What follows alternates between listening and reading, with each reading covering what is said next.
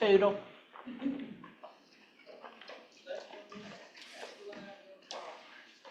Joseph Tootle versus Jordan Lindsay Bachnick.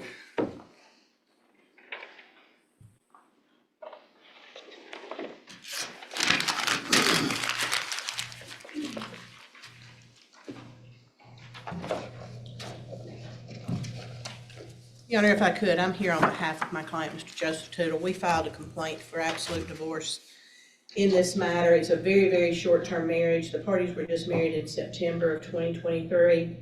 And what we have, Your Honor, is that the crux of this case, and really the only asset of this marriage, comes down to the parties prior to their marriage purchased a home.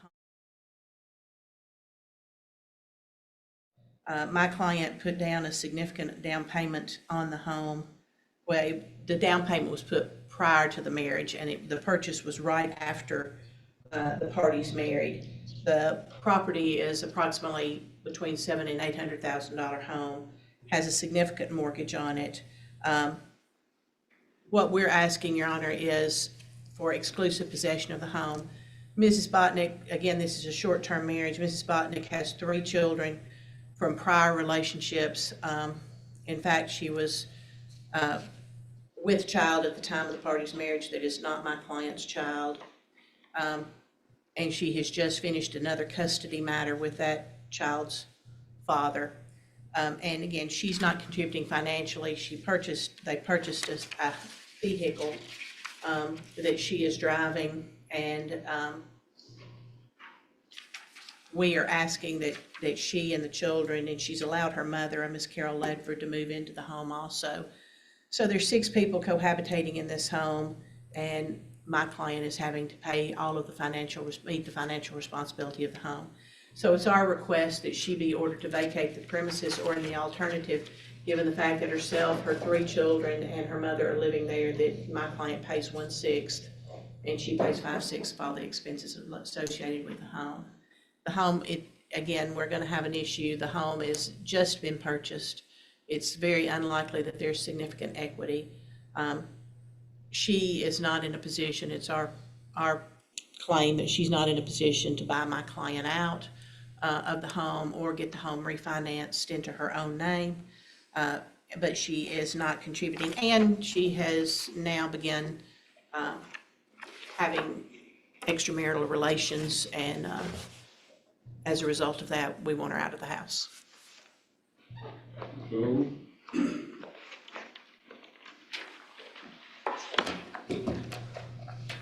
Your Honor, just briefly,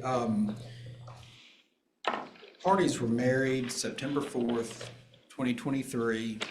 The home that they currently reside in was purchased, conveyed to both of them as husband and wife, Joseph Tootle and Jordan Bachnick, by warranty deed executed September 26, 2023, recorded with the Register of Deeds September 29th, 2023. The approximate purchase price was $800,000. 20% was paid down, which is approximately $160,000.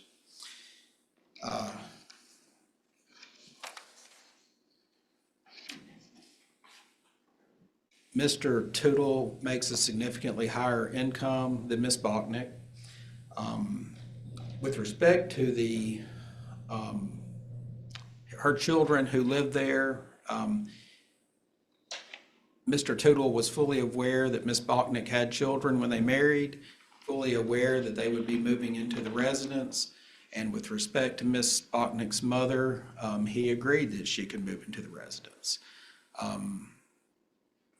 Our position, Your Honor, is that the house is a marital residence. Mr. Tootle has significantly more income than Ms. Bachnick, and we have filed before the court today is a motion to sell the marital residence, and we would propose that upon its sale, the net proceeds be paid into court, and then we can proceed with the divorce in that regard. But I would submit to the court there's no basis to grant Mr. Tootle exclusive possession of the marital home. Ms. Bachnick's name is on the deed, it's a marital asset, and submit that she's entitled to reside there just as much as he is. All right. Then I would call Ms. Botnick.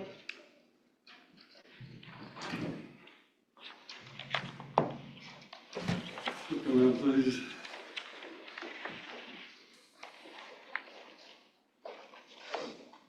Raise your right hand, be placed under oath.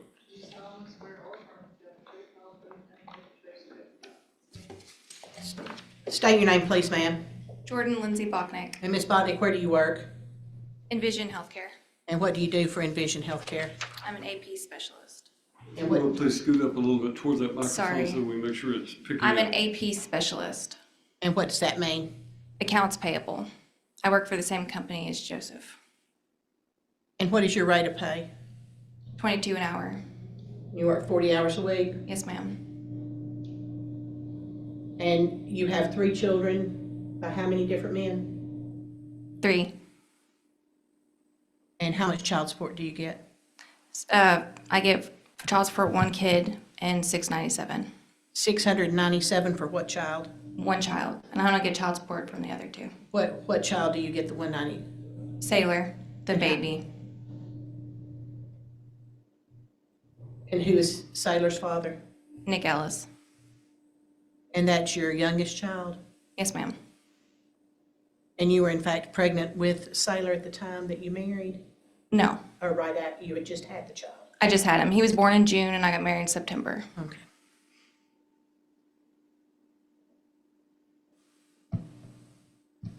And what sort, you have just settled a lawsuit on paternity with Mr. Ellis? Yes, And when was that done? February. And what are the names and ages of your other children? 12 and 10. 12-year-old is Ryder. 10-year-old is Bryson. How old are they? Ryder is 12, And Bryson is 10. 10. And Sailor is 10 months, 10 almost. months. When did your mother move into the home? She started staying there in October. October of 2023, right after y'all married in September, is that correct? Right. And what was the reason? She was helping me with the kids, helping us with the kids. How much does she pay to live there? She helps with the kids, so in return, she gets to stay there. Okay, she helps with your children. Right, yeah. Okay. And so you're just giving her free room and board? For helping me watch the kids.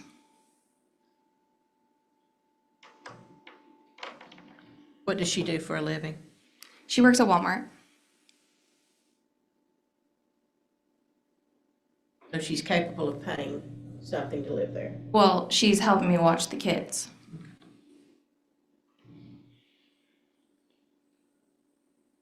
In your lawsuit with Mr.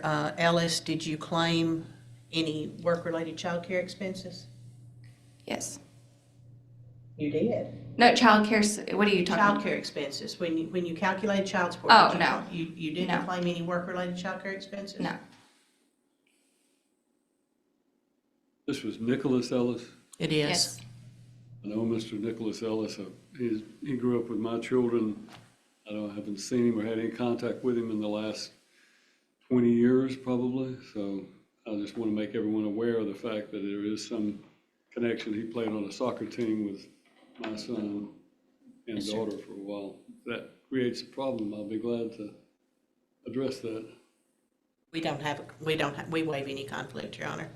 All right. At the point in time, did you admit to your husband that you only married him for financial security? No, You sure about that? yes, That's your statement under oath? yes, Did you threaten, at the point in time when he told you he wanted a divorce, did you threaten to throw yourself against the wall so that you could get an order of protection and kick him out of the house? no, You allowing your children to, have you allowed any of your minor children to operate any motor vehicle in and around the property? I let my son drive down the driveway. And he ran over shrubs and things, is that correct? 1 shrub. And that's your 12-year-old or your 10-year-old? I let my 10-year-old. Your 10-year-old's driving a vehicle that caused some slight damage to the property. Is that correct?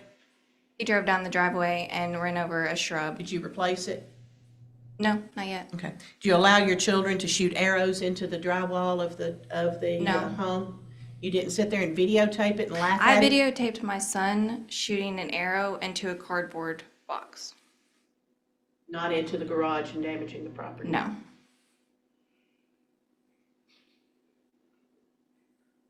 Where are your children in school?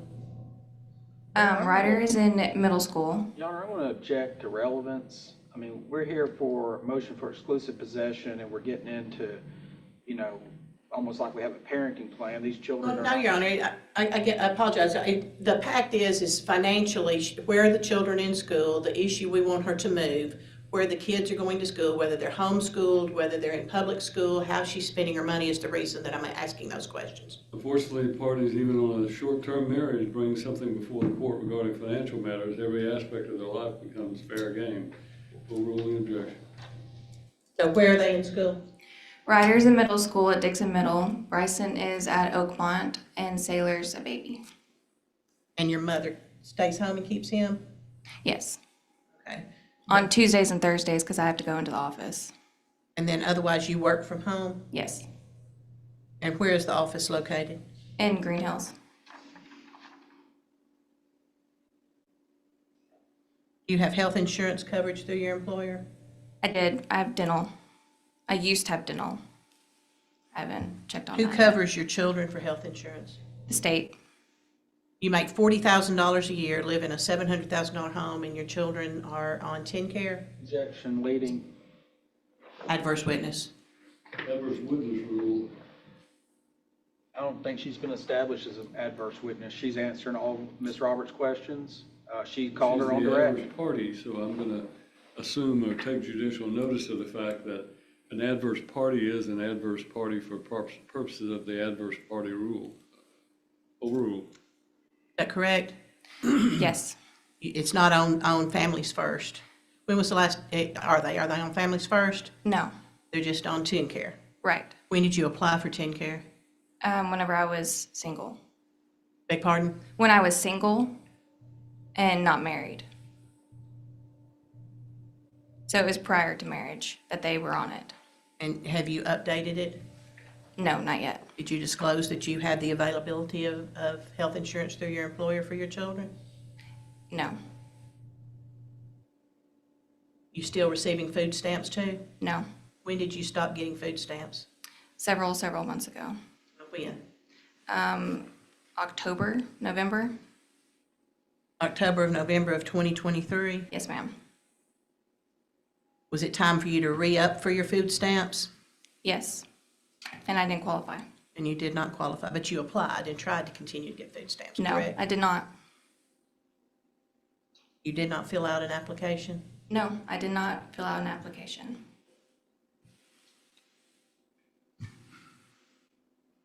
Have you contributed to the house payment? No, Why not? because I'm paying for everything else. What is everything else that you're paying for? Groceries to stay in the house, and I pay for all my kids, groceries, clothes, and I filled out a form, basically showing what I do pay for. Pay any of the utilities? No, Pay any insurance on the vehicle you're driving? yes, You pay for your insurance I pay for my insurance and your vehicle? on What my kind of- vehicle, What kind of vehicle are you driving? a Tahoe. 2021 Chevy Tahoe? Yes, ma'am. And how much are the payments on that? A little over 1,000. Who's making those payments? I am. When did you start making those payments? 2 months ago. I've made 3 payments so far. So 3 months now.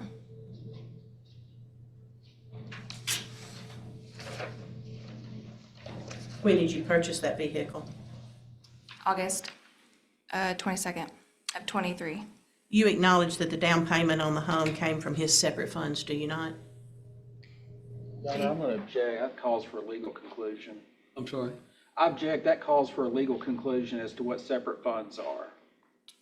I'll rephrase the question. Did you have any money when the contract was made on this house? I had my own money. How much did you have?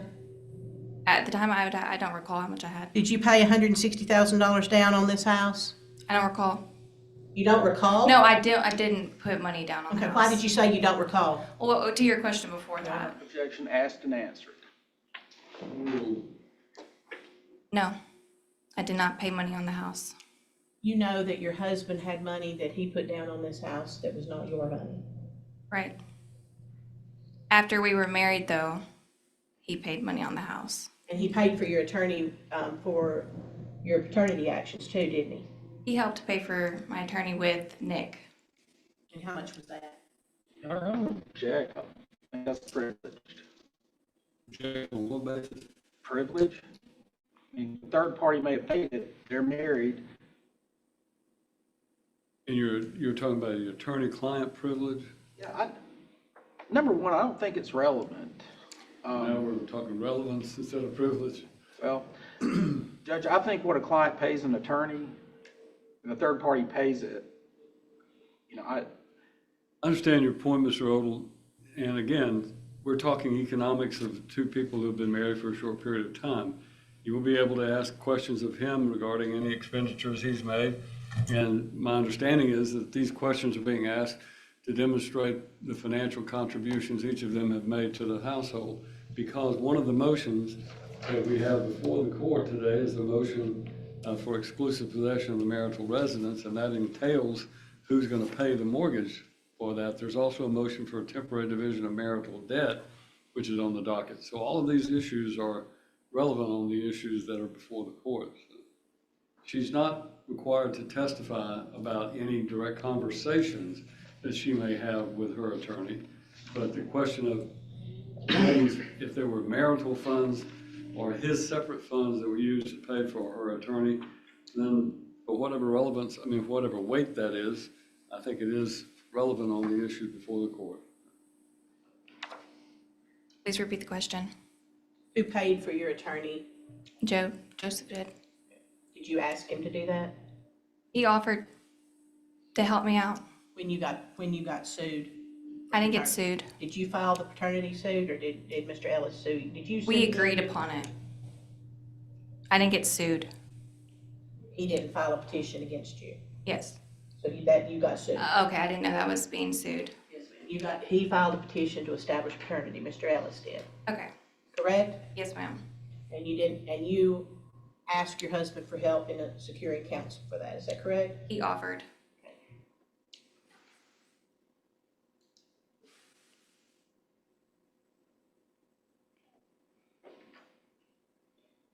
Have you ever contributed anything to, other than paying for your children's food? Have you ever contributed anything to the mortgage, to the utilities, to the down payment on this house, or the payment of insurance or taxes on this house at all?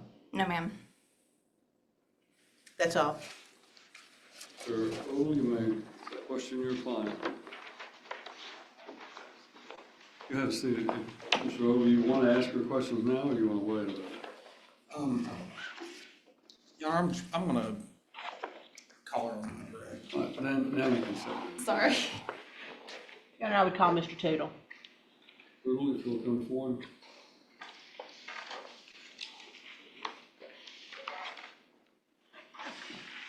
Raise your right hand, be placed under oath.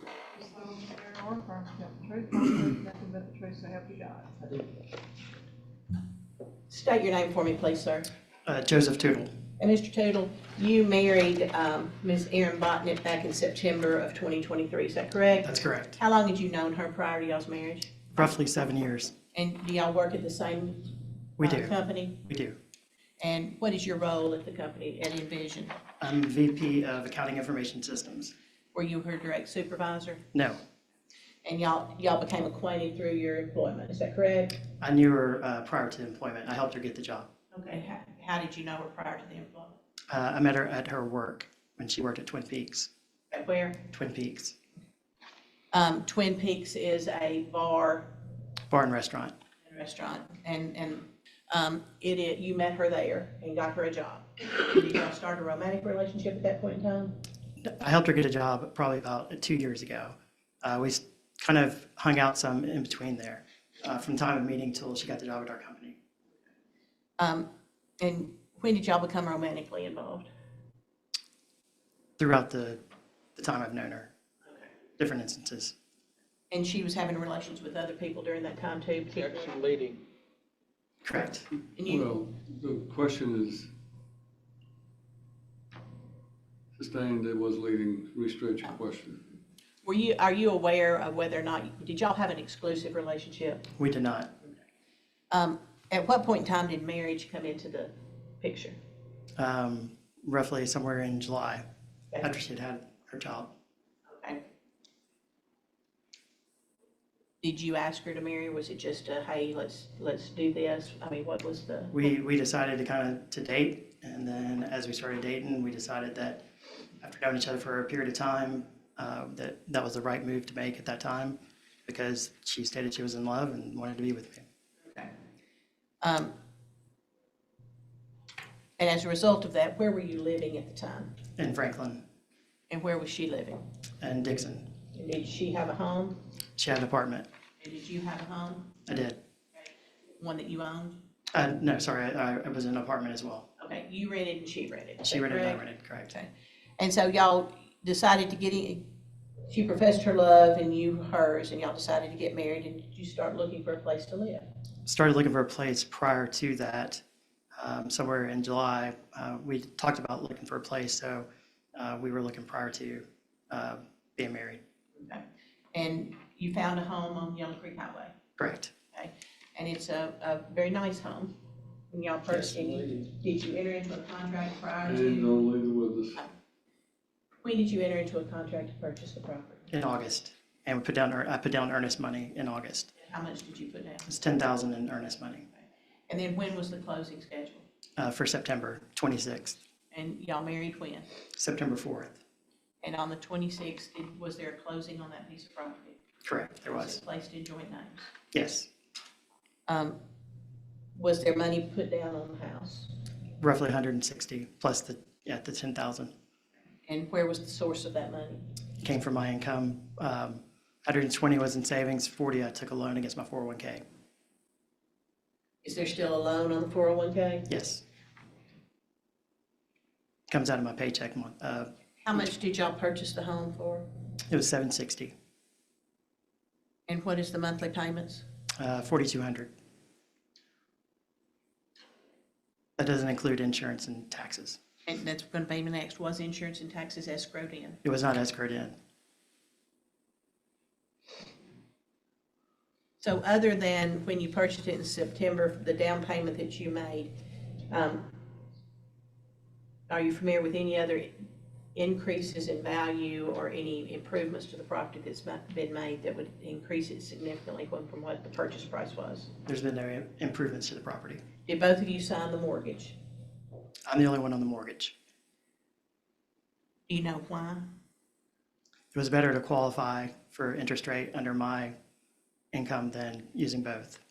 So even though That's the what- house is in joint names, the mortgage is only in your name? Correct. Now, shortly at, do you know how much she makes? Roughly, What is that? around 22.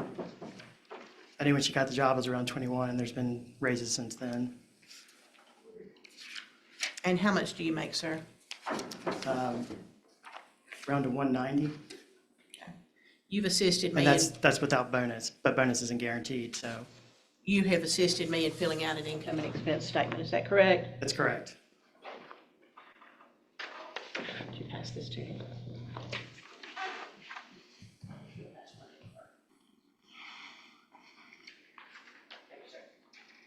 The officer's gonna pass you one, and Your Honor, we'll mark this for ID purposes at this point in time. All right. Could you review that? Does that adequately and reflect what what your income and your expenses are? Yes,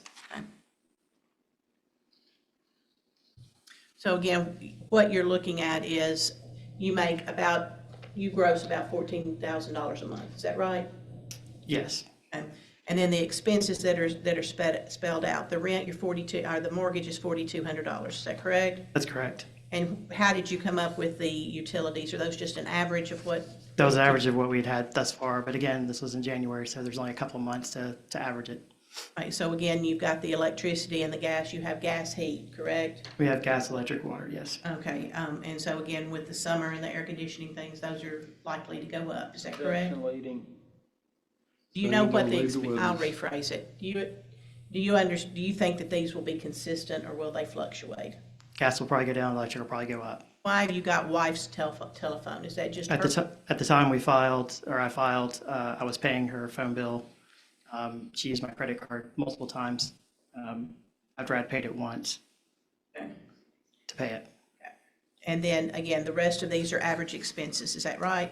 That's right. And the only other thing on here I haven't been paying is the Tahoe. I stopped paying it in January. And that's the 1,050, and that's the vehicle correct. she's driving. Had you previously paid it? I'd been paying it since we bought it. And when was it purchased? We purchased it in August. Right before the marriage? Right before the Whose marriage. name is it in? It's in both of our names because she couldn't qualify on her own for it Okay. with And a so- good, with a good interest rate. Okay.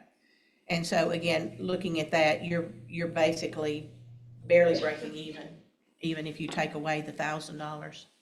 I was until she started paying her bills. Okay, until she started paying her bills. Okay. Tell me what's led to you Yarna, we'll move that in as the next exhibit. This What's is the led you- first exhibit, is it not? Yes, that first one. What's led to you filing this divorce, sir? We started having issues in October, which was relatively shortly after being married. She even told me that her therapist and her had discovered that through their therapy that she wasn't really in love with me and that she wanted consistency and stability for her kids and thought that she could love me over time. At that point in time, we talked about getting a divorce. We tried to work it out multiple times and we kind of wound up back at the same spot. So she had to go to therapy to figure out she didn't love you? Objection leading. Sustained. Has she contributed anything financially to this marriage? Other than groceries for her and her kids, no. What about has she made any threats towards you? Multiple. Tell me about those. We got into an argument. Coming back- Verbal argument, physical argument, what? Verbal argument. I'm not a physical person. And we talked about, in that argument, divorce came up and she wanted me out of the house. She said she would throw herself against the wall and call the cops, say I did it. That was one occasion. Another occasion, she threatened, or she said she'd called the cops. So I said I'd come to the house, wait for the cops to get there. They never came. Recently, as 2 weeks ago, she said that she was going to call the cops, that I'd hit her in front of her 12-year-old, which obviously I didn't. So multiple times that's happened. To the point where I had to get a camera for the room I stay in to make sure that anything would be videoed to show that I'm not a physical person. And is she asking you to assist her with the children? There were, when the marriage was going okay, I helped take them to school. I helped buy food. I did multiple things. And have you asked her have there been issues where there has been damage done to the marital residence at the hands of the children? There have, and I was lied to about what had happened. Cabinet door was broken. She told me she fell holding the baby, and that's what broke the cabinet. Come to find out, the 12-year-old told me that he broke it. He didn't know that I'd been lied to about that. When I asked her about the tree in the front yard that got run over, she said she was driving. And then, of course, there's other things that have happened, but it's always implied that I'm going to pay to fix it. Okay. If they've been, I may have misunderstood, are they shooting bows and arrows or something in? He was shooting bow and arrow at in the garage at a box, but of course, accuracy is not always on, so there are multiple holes from that. Another thing that kind of got me a little bit, I guess, I came home one day, we were in a fight, and they were going to do a fire in the fire pit that we have, even though we're in the middle of a drought and a heavy windstorm. And when I said not to do it, I was told that not to talk to our kids at all that day. Did they? They did not start the fire, thankfully. Good, you care for her children. I do. The fact of finding out that there's possibly untruths that are being told and that don't want her children put in the middle of that, do you? Not at all. Do you feel safe living there in the home while she's there? I don't think she would do anything to me physically, but I do worry that if she were to, after multiple threats, that at some point the threats are going to come true for her, saying that she'll call the cops and say I did something, which I would never do. And how many occasions has she threatened that? 3 different. She's threatened to call the cops 4 times, but 3 of them she was trying to imply that I had done something. Okay. And have you ever been physically abusive to her? No, You ever laid hands on her in any type of an aggressive or inappropriate manner? no, Her mother's living there. correct. Is she contributing anything financially? She watches the kids and helps clean the house, but nothing financially. Was there a discussion about that prior to her moving in? I was told she was coming to visit, and then after she'd been there for a little bit, she basically said that she was going to stay there through the winter because it was cold. She has a pull-behind trailer that she has property on, or she has property she could put it on. But there was never really a formal discussion of how long she was going to be there. But is she bathing and fixing her meals and Yes, sleeping there? yes, Is she contributing anything to the utilities? no, Is your wife contributing anything to the utilities or to the upkeep and the maintenance of the home? no, Are you capable of maintaining the home and continuing to pay for it? yes, If the court determines that she's entitled to any equity as a result of it, do you have the availability to buy her out of whatever the court deems would be her appropriate share? not at this time. It's all in the home. Everything is in the home, is that correct? That's correct. My entire down payment was, yeah. Other than the threats and the non-contribution financially, is there any other reason why you want her and the children and her mother out? No. That's all. Thank you. Now, Mr. Ellis gonna have some questions for you.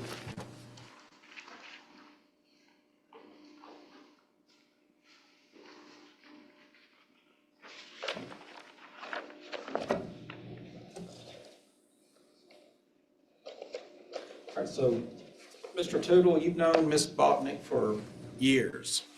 Roughly 7 or 8. You got married September 4th, 2023. Correct. You knew she had an infant child at that time, correct? Correct. You knew she had 2 other children, ages 12 and 10, correct? Correct. And you knew they would be residing in the house with you and your wife, correct? You did? Yes, correct. All right. So you didn't have a problem with that? No. And you testified that you like her kids? Yes.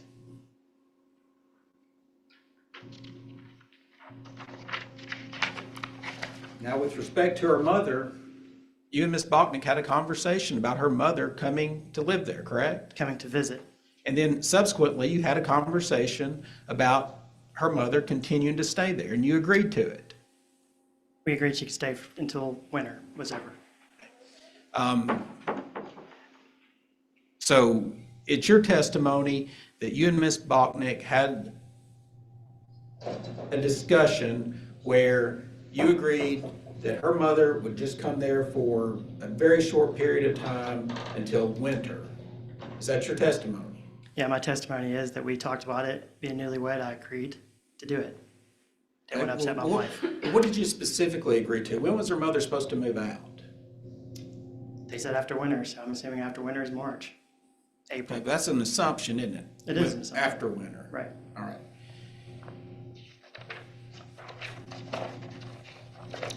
Do you like Ms. Botnick's mother? I do. We get along. Okay. So no issue there. You agree that she helps out the children and that you like the children. Correct. I want to talk about this shooting of a bow and arrow in the garage. Okay? You testified that, who was it? Which child was it? It was Ryder. Okay, so Ryder sets up this box, which, was that like a little target? I'm assuming, yes. Is this kind of a toy bow and arrow? I mean, it's not like a compound bow that, It's a real arrow, okay, but so, it was a makeshift bow that he made. like appropriate for a child? I mean, it's a stick with, I don't know what's appropriate for a child. Appropriate for a child would not be a real arrow with a live head on it, right? Okay, well, describe the arrow then. It's an arrow that you would use to hunt deer. Okay, so it's just got a normal end on it, correct? Like it's like a small arrow. No, it's a real full-size arrow that you would use to hunt deer with. Not a crossbow arrow, not a toy arrow. It's Okay. a real hunting arrow. Okay, so Ryder is shooting at this target, correct? Correct. And he misses, and the arrow goes into the wall. Is that correct? I'm assuming based on the holes in the wall behind the target, I was not present. Okay, there are 2 holes. There's 5. Okay, 5. Describe the holes. They're the holes of an arrow. Okay. They're pencil and, what's the size of an arrow? Size of a pencil or so. Size of the end of that pen, maybe? No, bigger than that. How big? You just said a pencil. I'd say an arrow is what, maybe 2 centimeters? Well, you just testified like a pencil. Yeah, I'm guessing they're similar size. Okay, so is the hole about the size of a number 2 pencil? Roughly. Okay. I didn't measure. You would agree with me that if it's 2 holes or 5 holes, that's a pretty easy fix. It's a pretty easy fix. My concern was not the holes. My concern is the safety of doing things like that inside the house. Well, he had a box with a target on it inside the garage with a wall on the back side of it, correct? Shooting from a range of about 2 feet where things can, ricochet off. That didn't happen, did it? I wasn't there, so I don't know 100% I didn't know he was shooting from 2 feet. because I saw it on the video. Okay. So Mr. Tootle, do you have a copy of your income and expense statement you testified to? You have it in front of you? Yes, Okay. So you testified that you make gross approximately $190,000 a year? that's salary without bonus. And bonus is Okay. not guaranteed though. Okay, so you So make, this is based on my guaranteed income. okay, so you make more than $190,000? Yes, Okay, on a good year. okay, well, let's talk last year. What was your bonus last year? Bonus was 40% of my salary. Okay, give me a number. 40% of 180 at the time, so I don't know, what's that, 70,000 So you got $70,000 bonus, so, minus taxes, 35%. okay, but you said 180,000 and a $70,000 bonus. Right, That's $250,000. but I don't get it at the end of the year. Right, Okay. it's paid quarterly, just for the record. When's the last time you didn't get a bonus? Well, 40% is not what you get all the time. Sometimes you get 20%. That wasn't my question. When's the last time you didn't get a bonus? I haven't had it's been a couple of years. So you didn't get a bonus 2 years ago? I'm saying it's been years. Years. Right, Okay. Think a decade? maybe. Okay. Mr. Tootle, every year you get a sizable bonus, don't you? You're under Sizable, oath. yeah, sizable, yeah. So when you say bonus is not guaranteed, that's a little misleading, isn't it? No, that's the terms of the bonus. Okay. Bonus is 40%. For a year- 40% is if we hit max terms of the company. Okay. That's not misleading. Your track record is that you've gotten bonus for years and years Yes. without fail, correct? Mr. Erdl, just to tell you, I don't control my bonus. It's based on company performance. I understand you don't control it, but I'm asking you a question about I get- the yeah. historic Yes, bonuses I you've get received. bonuses year after year. Okay. So when you fill out this income and expense statement, you've got $14,191, correct? Correct. My math is if I multiply that by 12, I get $169,092. At the time, that was my salary. At what time? At the time I filed this.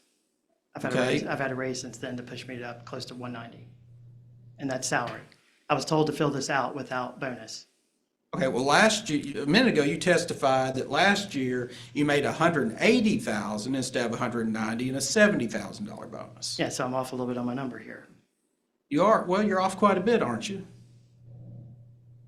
I'd say, What, I said 180, 169, You off 170? about $80,000. No, 80, that's bonus. I just told you under oath that, Well, you said Didn't this is put bonus based in on here. last year, and last year you said you made 180 No, this- plus 70,000. this is based, and when I filled this out, it was based on the paycheck I was getting at that time.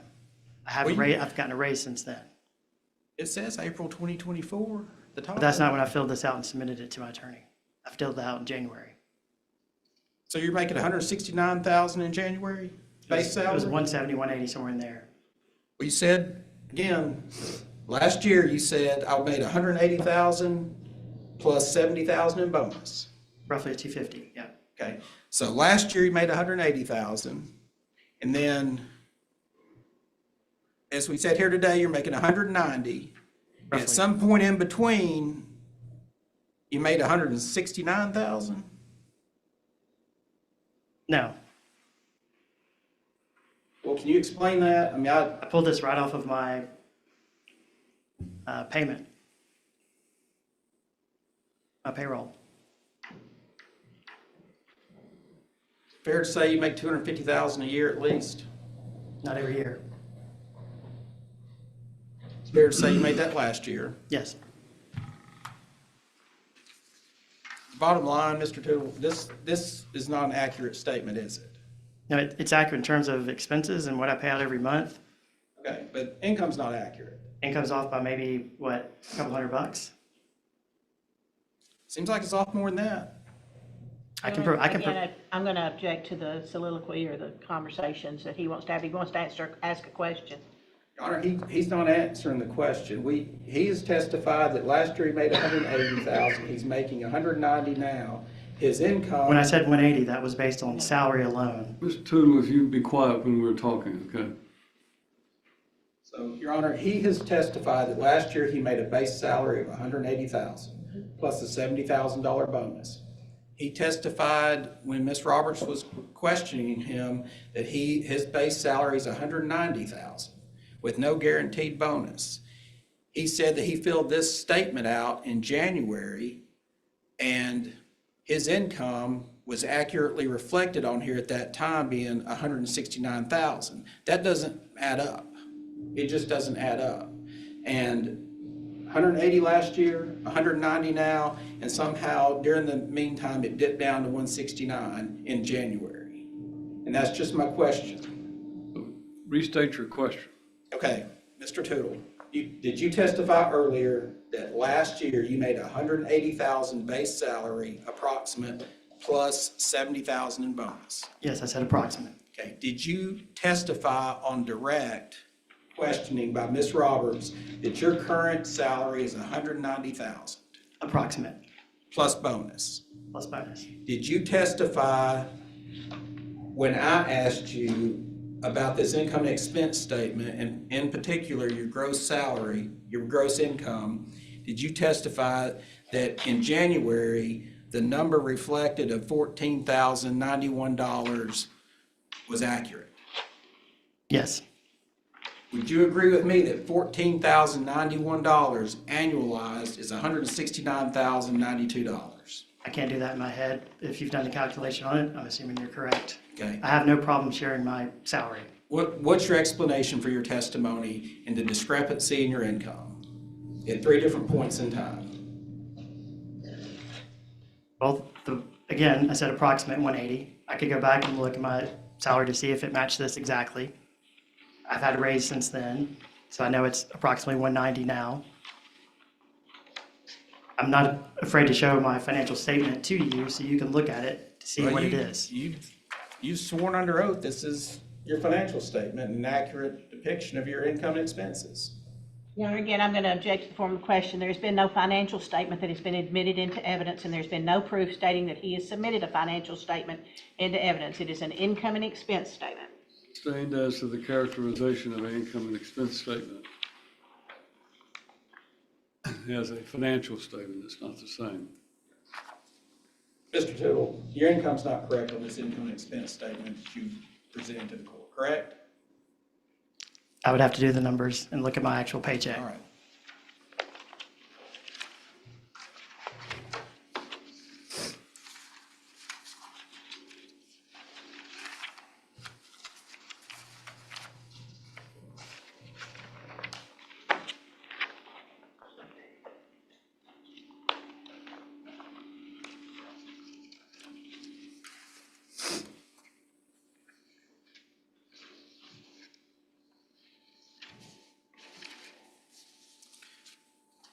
So Mr. Tootle, I want to talk about the house, marital residence. So you all closed on that house on September 26, 2023. Would you agree with me on that? Yes. I just want to provide you a copy, asking to identify it. Judge, we stipulate and agree, and it's been testified that that the home is in joint names. Judge, I would then ask the warranty deed to be Just- next exhibit. All right, make the warranty deed Exhibit 2.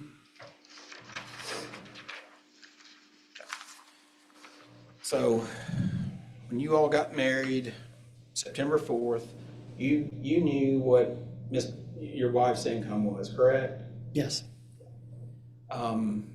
She'd been fully transparent with you about the money she made. There's one item that was not transparent, and that was she got income from her dad passing away. She told me it was roughly $700 a month that she was getting, which she now states she no longer gets. Okay. So yes, I knew. Outside of that, I didn't know child support. I know that one child, Bryson, was getting child support of roughly $700 a month but there was problems with it being paid. Okay. Well, you knew that you made substantially more money than she did, correct? Correct. So you all bought this house in September of 2023, correct? Correct. And you knew when you bought it that you were the one that had the ability to pay the debt, correct? Yeah, I do not. I planned on paying for Yeah. house and bills, but not her bills. Okay, I'm talking about the mortgage payment, all Yeah, right? yeah. Okay, when you and she bought it and you all put her name on the deed because you wanted to jointly own the house, right? That was the intention. The reason we put her on the house because we were being married, and I thought that it was going to be something that would last. You made that decision. Yes. You wanted her name to be on the deed with you. You wanted to own this property together, correct? Correct. And this $700,000 to $800,000 house that you bought, you knew that it was being bought because you had the ability to pay for it, correct? Correct. And I You thought weren't that. relying upon Miss. Yeah, and again, if we could finish his answer before Mr. Odle starts questioning him again. Please let him answer the question fully before you begin answering. Yeah. Asking the next question. Yeah, the reason I put her on there, I thought that my money for the down payment would be considered separated party going into it and coming out of it, only to learn that it's not, obviously. Okay, so you agree that house is a marital asset, correct? Yeah, I think And that's, the equity in it is, And again, calling for a legal conclusion, as Mr. Odle has pointed out earlier, and I would object for asking my client to draw a legal conclusion. I'm sorry, repeat that? Objection, calling for a legal conclusion. Same objection that Mr. Odle made. so the rule, John. I overruled his objection. I thought I overruled his objection. State your question one more time, please. Mr. Tootle, you agree that the equity in the house, that's a marital asset, correct? if there And is, that's what I'm, I think that does call for a legal conclusion because there was a difference between that question and the question that was asked by Ms. Roberts. You're asking him if it's a marital asset, and that is a legal term that the court has to determine what the marital assets are. If there is equity in the property that came, I think the question Ms. Roberts asked was, is the equity or the $160,000, whatever was paid down on the house, did that come from his separate funds? And that was the question she asked that you objected to as a legal conclusion.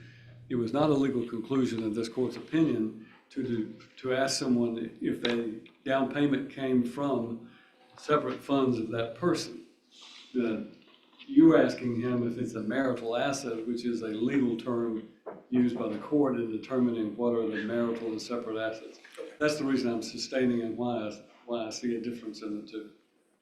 Mr. Tootle, you agree that you and your wife own this house that you live in currently together? she's on the title, yes. You all equally own it? I mean, I guess by the title, yes, but there's no equal to it.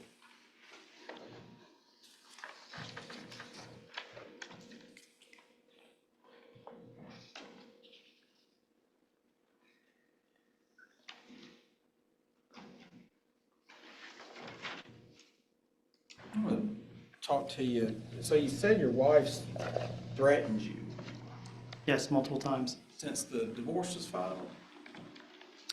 Once was prior, back in roughly late October, early November. I had to go get a hotel room for 2 nights to let things cool down at the advice of my friend who is an attorney. Then there was another time somewhere in November where we were disagreeing on potentially what the divorce would do. Then there was a time just 2 weeks ago in front of her 12-year-old. Okay. This divorce filed January 26, 2024, correct? Correct. Okay. You and your wife had sex since then? Once. So you weren't too scared of her, were you?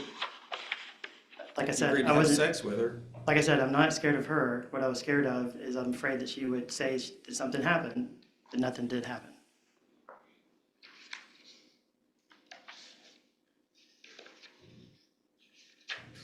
And the reason is because I think she's using that to try and get a temporary restraining order to get me out of the house.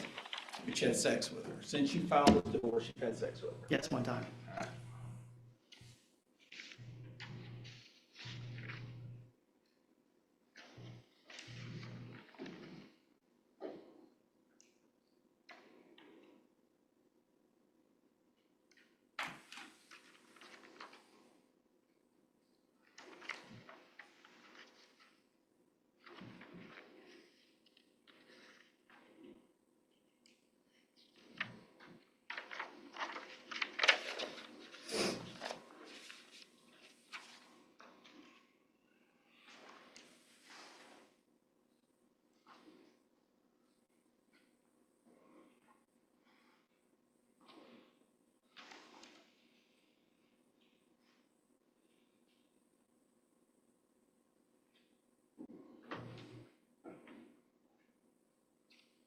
I approached the witness, Your Honor. Right? Mr. Tootle, was your wife's birthday yesterday? It was. What'd you do for your wife's birthday? You what? What did you do for your wife's birthday? I got her flowers and a cake and a card. You got her an elaborate flower arrangement, didn't you? Wasn't that expensive, no. It looked pretty nice. It's nice, but doesn't mean it was expensive. Yeah. So you got a nice flower arrangement. Did you give her that card? Did. Can you look at the card, please? Can you read the card? Not your inscription on it. I'd like for you to read the card from the beginning to the end. Ways you're like coffee. You're awfully hot. You're nice to hold. You get my insides warming. You pick me up. You smell good too. You're mildly habit forming. You're just right. I wouldn't change a single thing about you. And most of all, I wouldn't want to face a day without you. Happy birthday. What did you, okay, that's what the card said. What was your inscription? What did you handwrite? I said, I know things haven't been the best. I do love you and you deserve the best.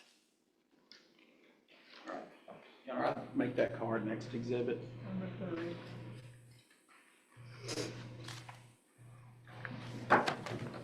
So that card reflected quite a bit of flattery toward your wife, didn't it? I got the card because she likes coffee and I thought it was funny. Do I love her? Yes, I do love her because I do care about her. Am I in love? It's different. Okay, you love her. You say she threatens you, and you want her kicked out of the house. Gave her a card yesterday that was very flattering. Were those lies? No, I do love her.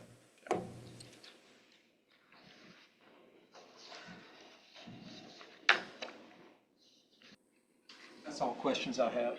Rewrite? Mr. Tootle, how do you get paid? I get paid bi-weekly, How do you get paid by your bonuses? quarterly based on company performance. So you get a separate check quarterly? Yes, And do you know how much that is before you get it? no, And have you had a quarterly payment for 2024 yet? no, You get a paycheck you get a guaranteed paycheck, Yes, correct? And is that what that income and expense statement was reflective of? yes, Is that your guaranteed income to pay your monthly expenses and living Yes. expenses? And is that why it's filled out that way? Yes. And again, I'm happy to share it.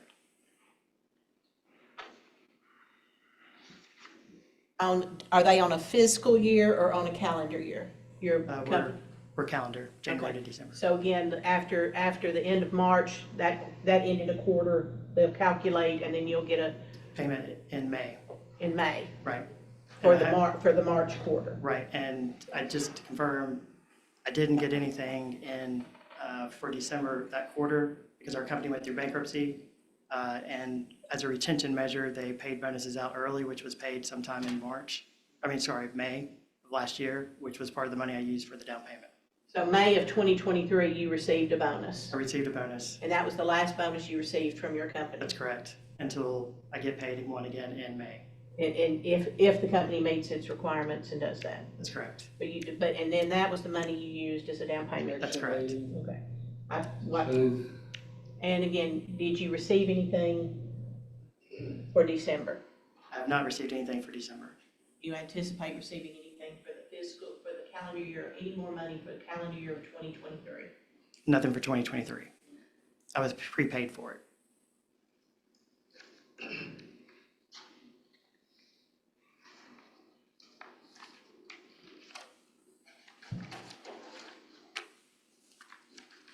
I believe that's all. Thank you, sir. where do you sleep? I sleep upstairs. in Where does Brandon's she room. sleep? Downstairs in her room, or in the master bedroom. What do you want to do with this house? My intention would be to keep it. You want to keep the house? I would like to keep it. And if, I know what your concerns are about her remaining in the house. Let's say that there's an order down of the court that restricts your conduct and her conduct towards each other in the house. Is there any way you would feel safe in living in the house with her? Yeah, my safety is not a question. I feel safe. Well, the false charges, I guess, would be the thing. Yeah, I feel better now that I have a camera in there to make sure nothing happens. Anybody else have anything? No, Your Honor. No, Your Honor. Thank you, you can step down. Thank you. We'll take our noon recess for lunch until 1:30. All right. Ms. Roberts, you're still putting on your proof. I think I concluded mine, and I concluded his, and I That's already right. called her. You have the right to call your client now, or whatever proof you want to put on. Your Honor, I just called Ms. Bachnick. All right, And Judge, I notified Miss Abby to take that matter off the docket. thank you.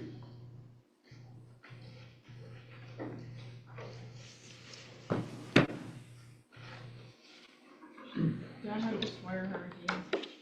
You've been previously sworn, just remind you that you remain under oath, okay?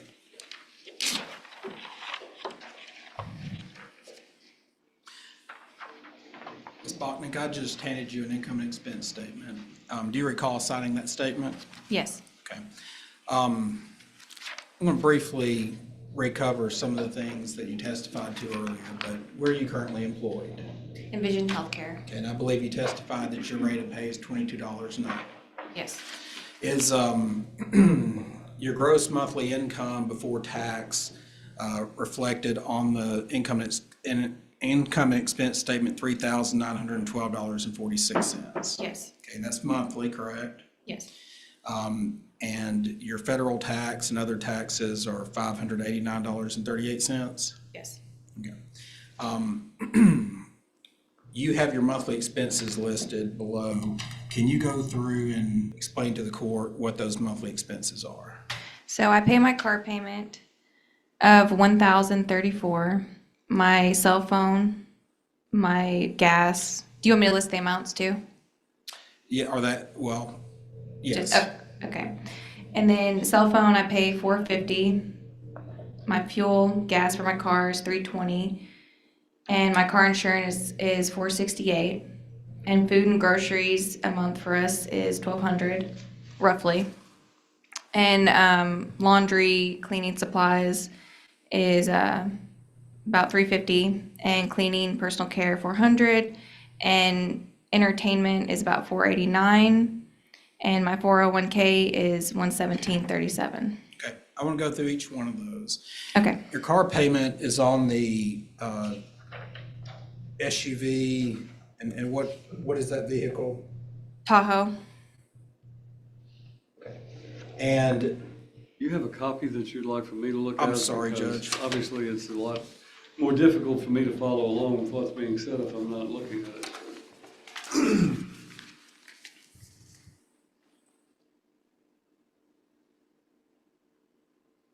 You gonna take a picture of it? I am, for me? Judge, I'm a copy short. Just let the clerk run can't we just run a photocopy of what? I can run him a copy. You can go ahead and ask, but obviously, we'll run a photocopy and give you back the original. I thought I had an extra copy, 3 copies. Just for future reference, it's always beneficial if you're asking a witness about a document that you're going through a lot of detail on. It's always helpful to give the judge a copy of it so that I can understand it, because listening to it and when you two are going over it, kind of flies over my head, so. My apologies, Judge. It's all right.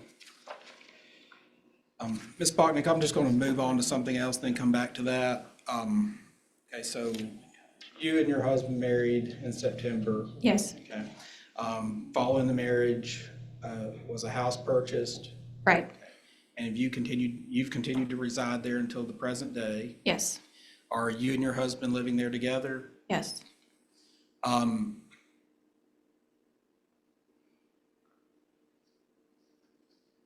If the court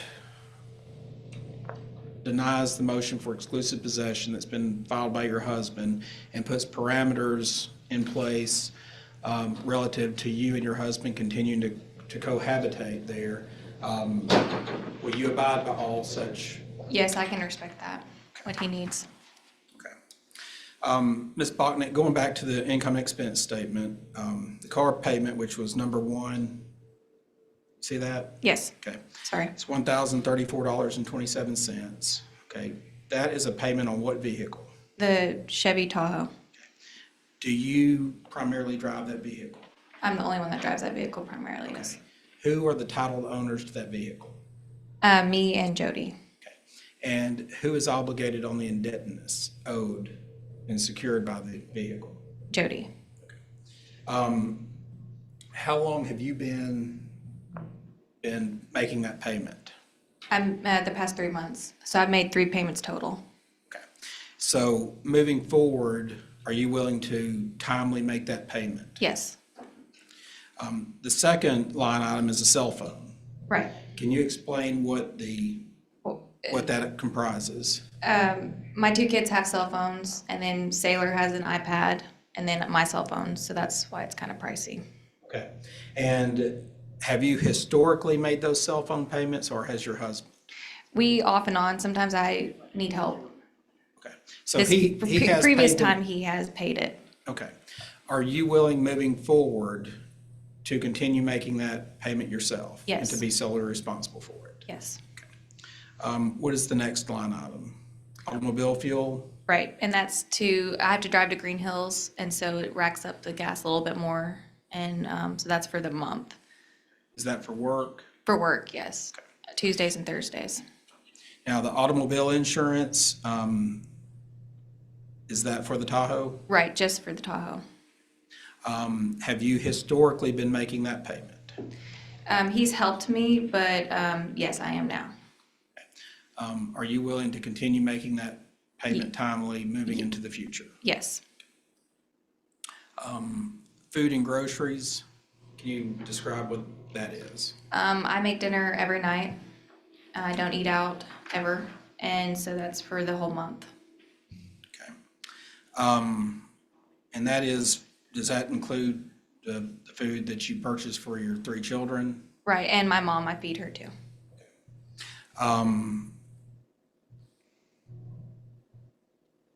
The remaining 4 items, have you historically paid those yourself? Yes, I have. Now, in addition to your income that you earn through your employment, what other monthly income do you receive is reflected in that footnote at the bottom? I get child support for Sailor and Bryson, and so Bryson's is irregular, and then Sailor, I get $687 a month from Nick. And Okay, then- now, let me stop you there. The child support for Bryson, you Right. said it's, what do you mean it's irregular? So it changes because his dad changes jobs quite a bit and it's garnished out of his wages in Texas. So every time he switches a job and he doesn't report his new job, the child support stops. So he switches quite a bit, several times a year. And so that's why it's so Okay. not consistent. Then the final item in the footnote, you've identified as renewal income is $599.40, reduces monthly. Can you describe what that is? So my dad sold insurance when he was alive, and when he passed away, I get an income from that, sort of like a retirement. And so monthly, I get an income from that, but it's reduces every month as people pass away because it was a renewal income. So it goes away slowly. So it used to be 800, then it just slowly decreases. So at a certain point, it'll be gone. Okay, so was your Sorry. dad an insurance agent? He was. Okay, and did he have a book of policies? Right. Insurance policies? And do those insurance policies expire or move to other agents over time? And is that what causes it to reduce? No, it's policies on people. So if he had a life insurance policy on someone and they pass away, then the policy's done. But every month they pay into that policy, he gets a percentage of that money from that policy that he sold someone. Okay, So over the past 30 years that he worked there. okay, how quickly is that monthly income reducing? At what rate? In 2 years, it's went from 800 to 599. So in that time period, it's gone down significantly. Okay.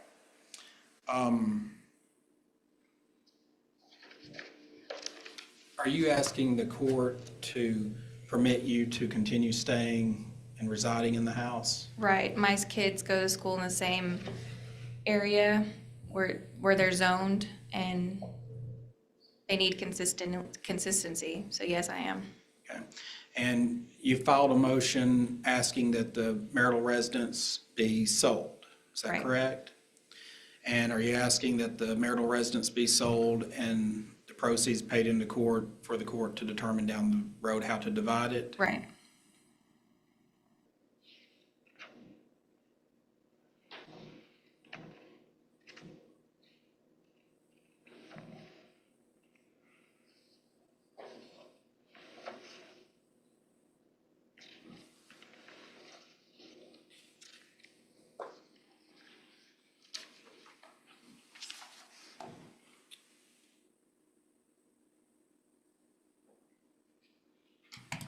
So Ms. Bachnick,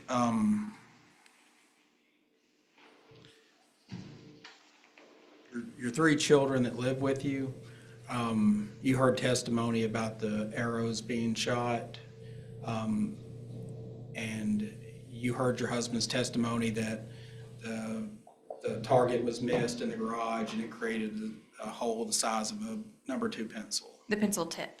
Okay. Right. It was actually, so I was gonna buy putty because at first I thought it was a huge hole that he was talking about. And when I went to go buy putty, I saw that the hole was barely the size of a finger, like a pencil tip, and I was like, it's not even worth covering because it's barely noticeable. Did you just discipline the children? Oh yeah, I did. And Ryder got his phone taken away and his guitar. His guitar's prized possession, so he got in trouble.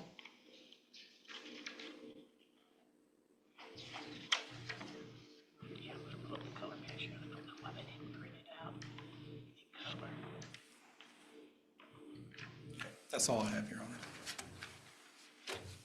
Roberts? Ms. Botnick, why is it that you want the house sold? Well, Jody mentioned that as well I because, didn't ask what he did. I asked, why do you want it sold? Your Honor, if my client could answer the question. I agree.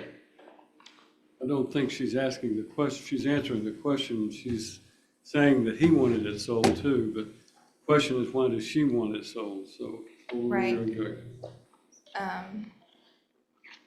because that was a house we were married in. And if I'm leaving, then we both move on. I want the house sold. But just in revenge. No. Definitely not revenge. I'm not vindictive like that. Okay. Well, you put this income and expense statement for whatever the truth of it is, that No, I'm you don't object have, argumentative. you don't have, Staying on the sidebar comments, don't make sidebar comments. you're stating that you only have $3,912 a month to support you, your 3 kids, and your mother. Right. And you're gonna sell a home that you've not contributed to whatsoever, correct? Right.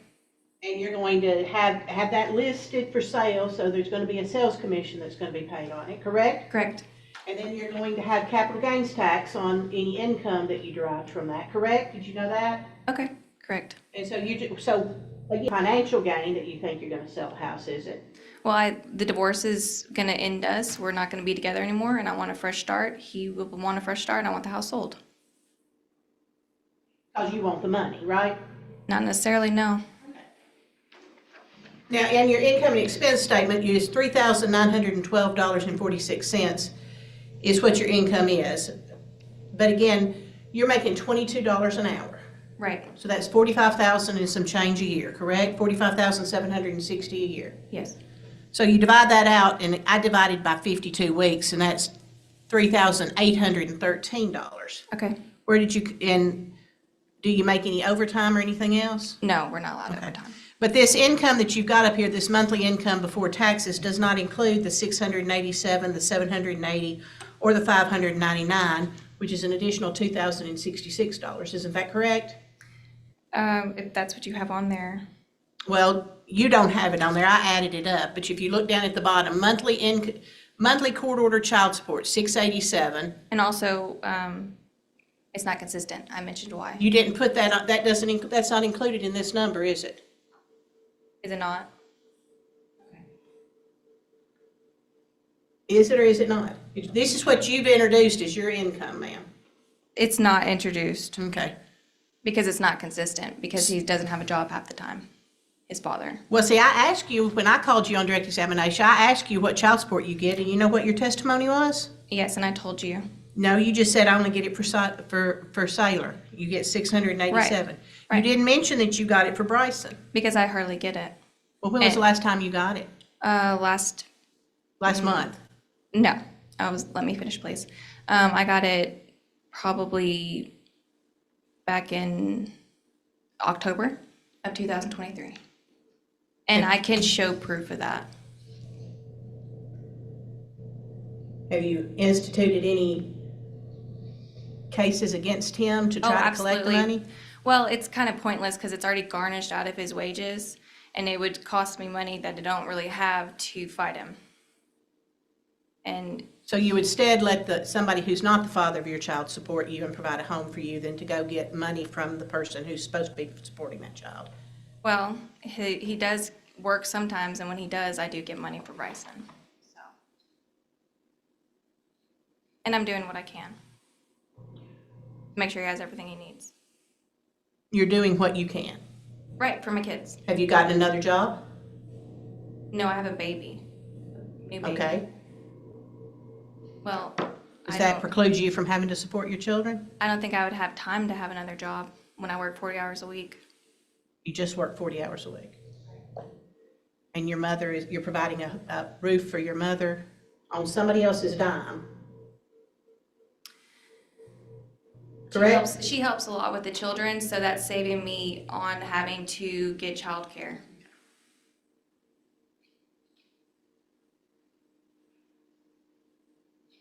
Your 10-year-old has a cell phone? Yes. Everyone in his grade has one. So we have to keep up with the Joneses. But, because everybody in his grade has one? Well, he rides Who the does he bus. call? He games on it and stuff like that. That's what all the kids do these days. But who's paying the internet so that he can log on to it out there at Yell Creek? I am. You're paying the internet On the phone, on the phone? I'm paying the cell phone. Okay, he doesn't click on and get on and not use his cellular data? I could use hotspot if I need to. Who pays for the hotspot? Me, I pay for my cell phone. Okay, so that's what you're doing. If I need to. Well, I didn't ask what you needed to, I asked what you were doing. So right now, when he's not home, he runs off the service. I don't even know if he's even connected to the wireless internet half the time. He's 10. Now, you go to Green Hills twice a week is what your testimony is? Sometimes I go in Tuesdays and Thursdays, and she changes it up, but most of the time it's Tuesdays and Thursdays. No, I didn't ask what most of the time. You testified when I put you on the witness stand first, that you have to go to Green Hills twice a week. Right. That's not true, is it? Unless the weather's bad or if it's snowing, no, I don't go if it's snowing. And you don't And this go, past week, I didn't go on Tuesday because of the storms. So it does change sometimes. so when I subpoena your work records and Absolutely. Go that they're ahead. going to tell you, you were at the office 2 times every week, Go ahead. every week since the beginning of this year. Yes, ma'am, go ahead. That's the truth. Unless there's bad weather or if something's going on with the kids or if something's going on. Well, how many times has something gone on? Quite a bit. The weather, it was winter.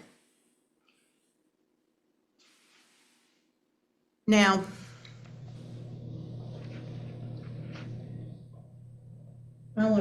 I've got some black and white pictures, but I want to, I didn't print them in color, and I'm gonna come to you and show you these if the court will allow. Just give me a little chat. Yeah.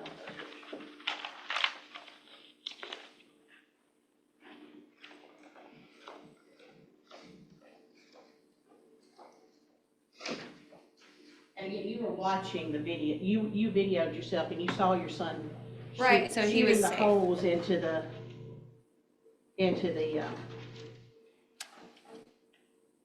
drywall, or it's the insulation, isn't it? Judge, may I haven't seen You these. may approach and watch what's being shown. I can't even see it, so tiny. You can't see that because it's so tiny. Oh, now I can see the screen, sorry. Right, that's zoomed in.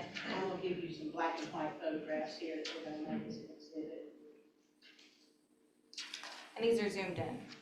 Yes, I'm not disputing, these are, Right, and they're so tiny, it's hard to, I could putty them, but they're so tiny. but you have. No, and he has it here. What, So if it was a huge issue, why wouldn't he do it too? well, why would he be, Why wouldn't he Taking if he care of has your- pride in the house?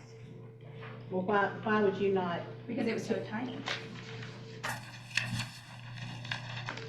And again, looking at just these color photographs, those are the black and white ones we've done. As we scroll down, there's multiple holes shot into the insulation, and this is insulation that's on the garage door and in the drywall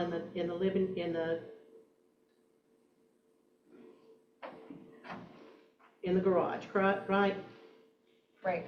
Your Honor, we'll move this series of pictures. Is that income, is her income, is that gonna be, is that gonna be exhibit? If he made an exhibit, I didn't. Did you make? I'd asked you to be made, I don't think I did. So this income's gonna be number 4, and those pictures will be number 5. Now, I want to show you another, and I can pull the color one up, the black and white photograph. Right, color would be Did good. did you lie to your husband and tell him that you were driving the truck and ran over the, Right, yes, I did. what, my what kids. vehicle was your 10-year-old driving? My truck. The Tahoe. The Tahoe that your husband is the one solely financed with? I am too. I'm Wait. on there just as much as he is. Well, you said his name was just on the note. No, we are both on there. Okay, you're both on that note. He's a co-signer. So you're letting your 10-year-old drive a 2021 Tahoe to the point where he ran over a shrubbery that was there, is that correct? Yes, ma'am. And you lied about it? I lied to protect my child, which any mother would do if they're scared that their kid will get in trouble by someone. Well, because your son was driving Well, did he know I did it that, out of fear. did he know that that you had allowed your 10-year-old to drive a vehicle No, that because I is told him it a, was me that did it. so we've established that you lied to Let's your. establish a ground rule. I'm sorry. Only one of you talk at once at a time. I'm Ms. sorry. Hornick over in front of me has to take down every word that's being said. And when there's conversation going on at the same time, it makes her job extremely difficult. So do you just wait for her to finish her question and she will let you answer it. And if she doesn't, I'll stop her. But you make sure that she asks you the question, wait, and then you answer it, please. Yes, sir. So we've established that you're not above line. Your Honor, I'm gonna. Is that correct? That's argumentative. Well, court is again, the court is the one who has to try this case. Whether that is argumentative or not really has no bearing on me. It has been established that she lied to her husband about who was driving the car. That fact is proven, so the question itself is not evidence, as we always tell the jury, so I take it with a grain of salt. So in addition, you sent your husband a text message and stated that you had fallen with the child and broke a cabinet. Right. And that was also a falsehood, isn't That it? was also the same tactic of protecting my children because, And that's why I just said it was still a falsehood, correct? I guess if you want to spin it that way, You lied to Jody. because your son, Yes. one of your sons broke. And I did that out of protection to make sure he did get on them. Okay. The judge has already instructed for you to wait till I finish asking my Okay, I'm question. sorry. The judge has already instructed that you wait till I finish asking the question, and I will wait for your response. Can you do that? Yes, ma'am. You lied to your husband when which one of your sons ripped off or tore a door off of this cabinet? Okay, so what happened was, they broke it and it was just hanging there, so I finished and took it off. Did you unscrew it, No, I just kind of took it off. causing damage to the hardware and to the wood, correct? Yes. Did you ever take the time out and putty it and put it back up? No, ma'am. Why not? Because I didn't know how. If I did know how to do something like that, I would have fixed many things in the house that need to be done. Just like you didn't take the time to go buy putty and putty the holes that your son knocked in the wall. Correct? Yes.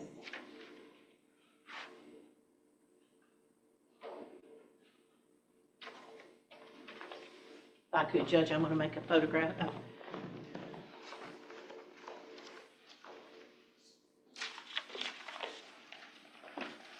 And again, I apologize, these are black and white.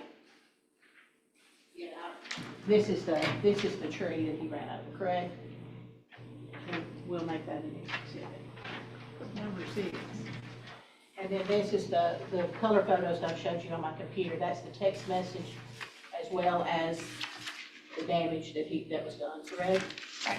John will move that as the next cumulative exhibit. Number 7.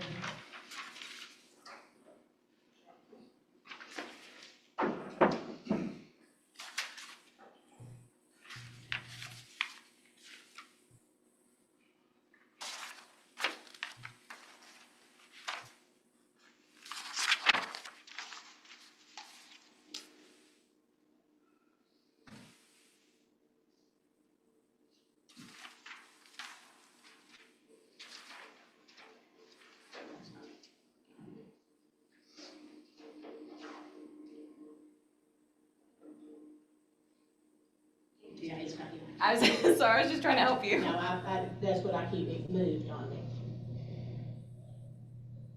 I'm gonna show you a video.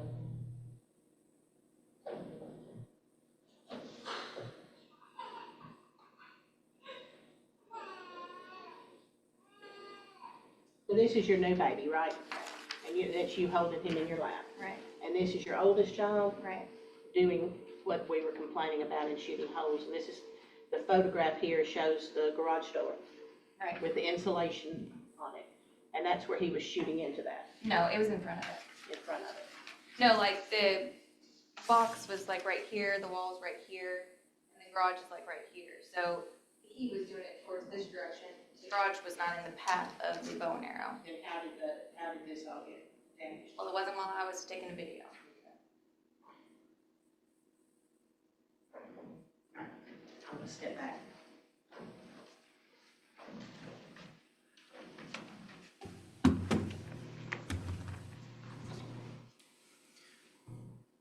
So two occasions that you just admitted that you've lied about. Now, you are also communicating with another gentleman now, aren't you? I have a friend that I text, but I'm not. I mean, A male friend yes, that you are anticipating and romantically texting, correct? He lives in Chattanooga, so I there didn't that'd ask where be- he lived. Okay, well, no, we don't talk like that. You You don't said talk about- support a friend, because I'm going through this and I need a friend. And I don't have a lot of girlfriends that really care, so I'm reaching out to him as a, Well, I'm not trying to question you because we're gonna subpoena your text records from him. And I'm asking you right now, we've already established that you embellish or tell falsehoods. And I'm asking you right now to create a record because we have a court reporter. They are not romantic in nature. Is that correct? Yes or no? we don't really talk like that over text message, though. Not I to guess the I just point don't of- look at it that way.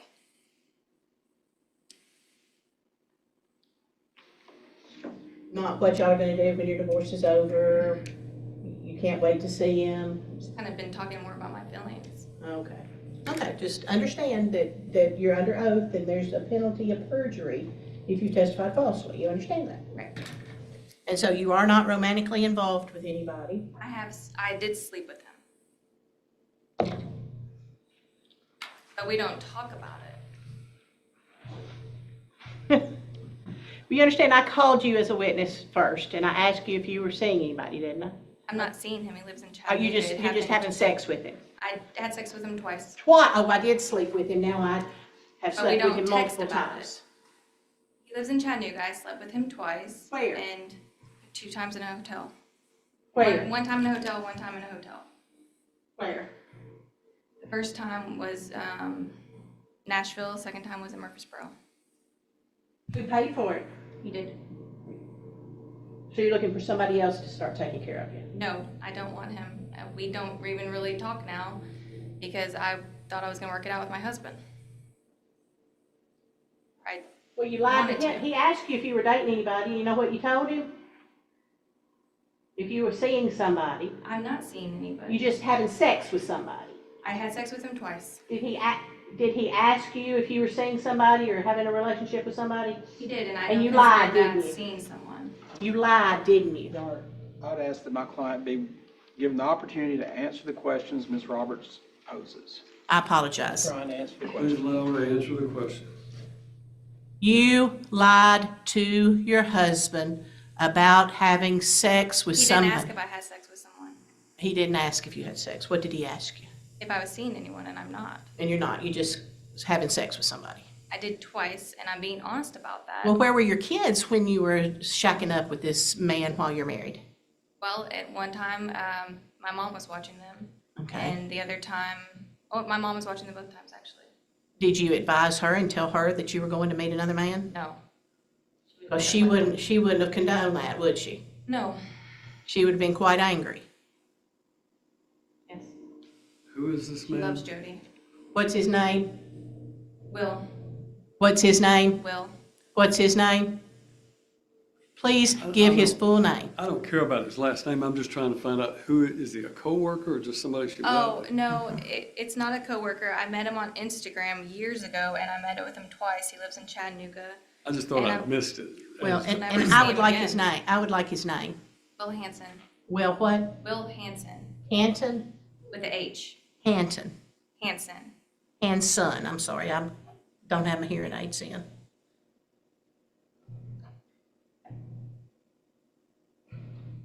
And when were these liaisons? The exact dates I don't. I'd have to,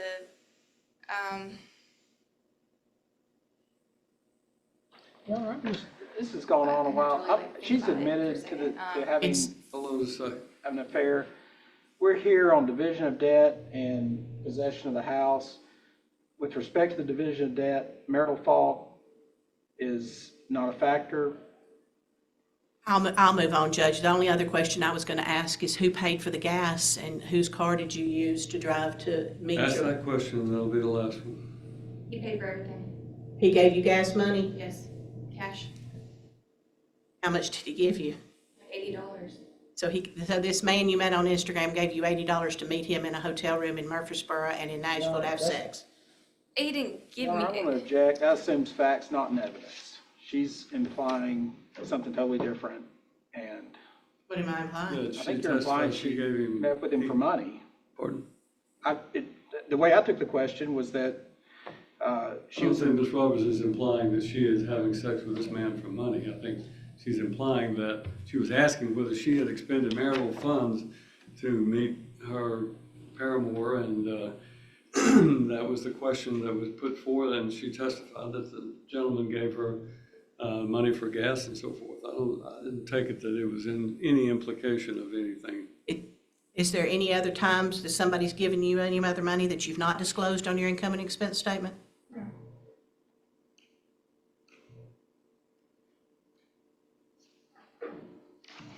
So that first you only told stories because you were covering for your kids. Then you told a story about about having relations with another man while you're still married. And you also told a story about the fact of threatening to call the police and have Mr. Tootle kicked out of the house. And you have said that, haven't you? Right, I did not say that. You did, you're sure? I'm 100% sure. You I understand did we've not say had, that. there could be surveillance. Totally So fine. you don't want to recant that right now? No. All right, thank you, ma'am. You have every opportunity before this hearing is over with to recant that statement. Are you, again, testifying that you never made a threat to him to call the police and have him thrown out of the house? The one about me throwing myself against the wall, I did not say that. Okay, well, what did you say? Which time when I threatened it? Well, obviously, there's more than one threat. Because he is kind of a bully. And yes, I will threaten to call the cops on you if you threaten me. Okay. Me, him. You can threaten me all you want to, but I- when did you threaten him to call the police on him and have him thrown out of the house? When did you do it? I didn't call. I didn't ask if you called, I said, when did you make that threat? I did it several times. It was, when he mentioned it too, back for December and, then between January and March. I don't know the exact dates. I mean, just last week you did it, didn't you? Because he was being rude to me. He said, I can't wait till you're out of this house. Wait till a judge sees this. I'm gonna make sure you're gone. You and your kids will be out on the street. Okay. So I was like, you know what? I'm gonna call the cops on you if you keep threatening me. So telling you you're rude and he Well, wants it's you out of the not. house, you're gonna call the police. I That's, told him to stop and he did. that's all. Redirect. Spotnik, you heard, Ms. Roberts asked you why you wanted the property sold, correct? During your husband's testimony, did you hear him testify that he couldn't afford to buy you out of your part of the house? Right. He couldn't access further funds? So are you asking the house be sold? Your Honor, again, I'm going to object to leading. No, that's not leading. I said, are you asking? I wasn't able to finish my question, but. I withdraw the objection. Objection withdrawn. Are you asking the house be sold and net proceeds be paid into court to be divided equally between the two of you? Yes.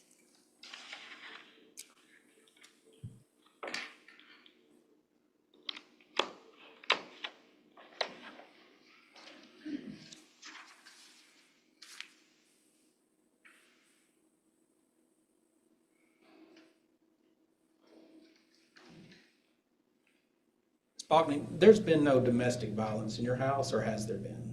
Verbally. Explain that to the court.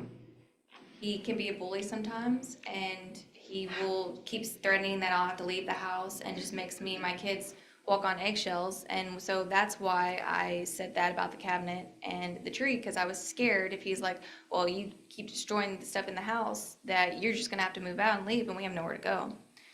And so I basically, You and your husband, is this a large house? it's a little about over 3,000, so it's not too big. Okay. So can you and your husband cohabitate in this house and not Right, have we- much interaction? Right, we have a bonus room upstairs that he has been staying up there. And we seem to coexist pretty well, considering. No more questions, Your Honor. You don't have anywhere to go, what are you going to do if the house sells? You understand the question? She's asking if you don't have any place to go, where are you gonna go when the house sells? I obviously. might have to get help from my sister. Okay. So you have the availability to do that? No, I'll have to reach out if that's the case. She lives in Texas. I have no family in Tennessee, besides my mom. But of course, until you were caught on cross-examination about telling numerous lies, you never raised one issue or told anything about some verbal abuse, did you? That's why it was brought up about me having to threaten to call the police. Why did you have sex with this man after the divorce was served if he's such an abusive person? Well, same instance, he had sex with me. Well, I asked that question. was that too, one of but those You're on the nights. witness stand now. We were both drinking and, Your Honor, It I'm going to just- object. he's my This is husband. outside the scope. and I do still love him. Hold on just a second. The objections outside the scope of redirect sustained. I think we've heard all we need to about that. So.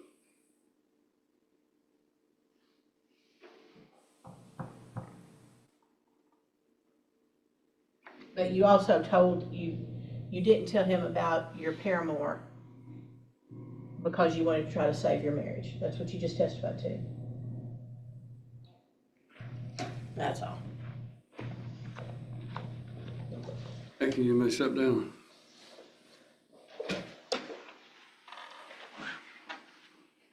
Earl, you may call your next witness. No further witnesses. Proof. No further proof, Your Honor. Do you have any rebuttal proof? Yes, Your Honor, just briefly. Go ahead. I called my client back. So I'll remind you, you're under oath. You ever been verbally abusive? No, we called each other names, but that's it. What was the question? I'm sorry. You ever been verbally abusive to your wife?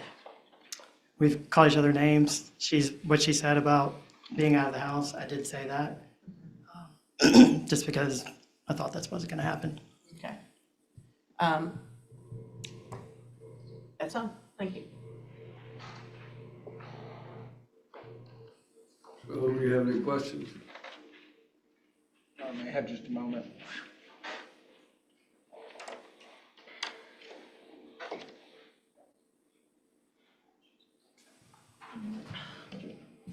While you're thinking about your question, go ahead.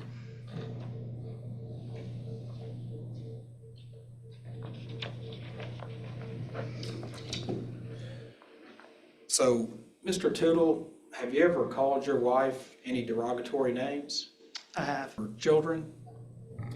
No, but she did say, when I asked her, how would she pay for her vehicle when this is all over? She said she'll spread her legs like she's always has done before. You would what? She said she would spread her legs like she's always done before. You called her a cunt? That was back in October, yes. So a month after you got married, you're calling your wife derogatory names. Asked That and was- answered. That was after she had called me a Hold on, troll. if there's an objection, you wait. Objection, answered, asked and answered. Objection is sustained. So, Mr. Tootle, you make a lot of money, right? I do okay. You do a little more than okay. We established that a little bit earlier. Objection despite- outside the scope of redirect. Well, actually, you called him as a rebuttal witness, so this is not Oh, wait. redirect. Well, as outside the scope of, I don't think it applies when you recall him as a rebuttal witness. This is open cross-examination. Overruled.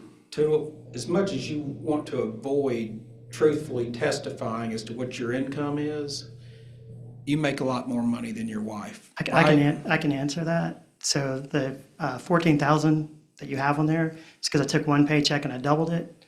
I didn't consider that we have 26 paychecks because we're bi-weekly. So if you add that together, then it gets to 182.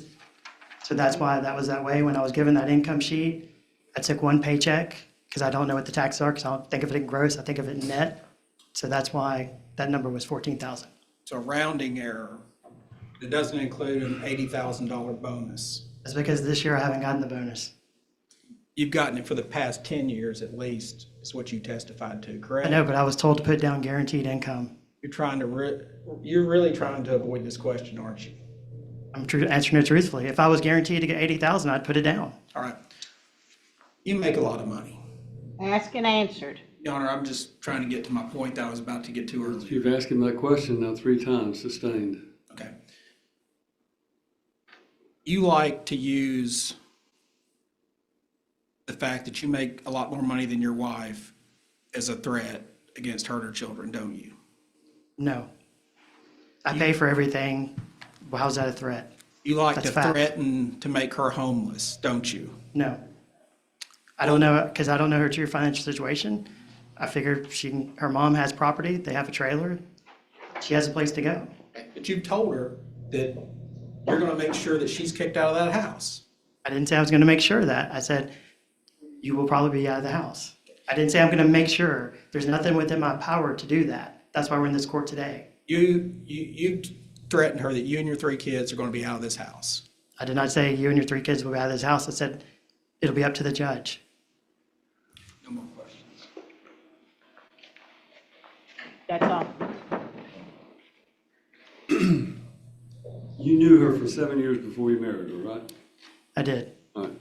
You helped her get a job, I did. and you knew she was carrying another man's child when you married her, right? She already had the baby out when we got Already married. had the baby, so she had Correct. 3 children by 3 different men, and you knew all of that before you married her. I did. So you kind of knew what you were getting into, at least you suspected you knew. I kind of figured it was a 50-50 whether it was going to work out. So Stupid, I know. most men, when they get married, they don't think about 50-50 chance of it working out when they, ask someone to marry them. I wanted to believe. Although I would say that with the divorce rate in this country, that's probably not far from the average of what marriages work out and what don't. But my question of this is, you expected there would be problems, I assume. Yeah, I wanted to believe what she was telling me. She was past going out and partying, and she was ready to be a family and settle down, and she was looking for And you- stability. Cared And for so- her and you wanted to help her. And obviously for 8 years, there's something there, I was fed the whole 9 yards. The point is that you went into this knowing that there could be problems, right? I did. And it turned out there are problems. Within a couple of weeks, I figured out there was problems. But you say you still love her.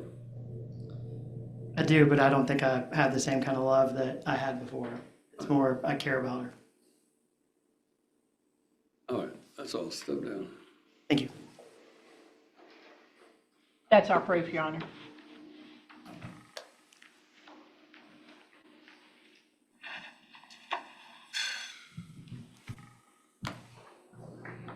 There's an old saying, oh, what a tangled web we weave when first we practice to deceive.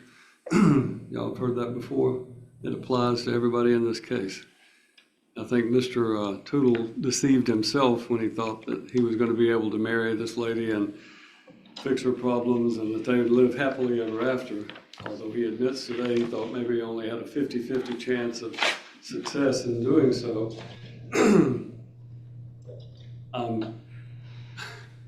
Of course, Ms.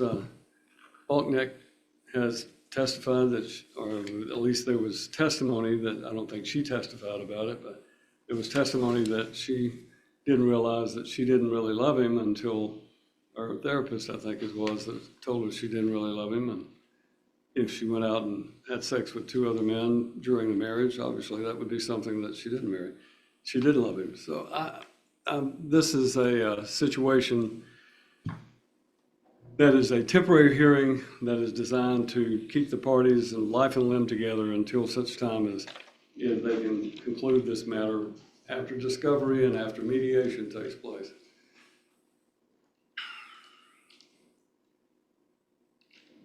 They are both asking for a divorce. So therefore, as was pointed out, whether Ms. Balknecht wants to move out of the house or not, right now, that's coming. I mean, you're going to have to do it sooner or later. Mr. Tootle has indicated that he cares for her children, and his concern is that she may make some false allegation against him while they're continuing to live together. So it's going to take time for her to move out.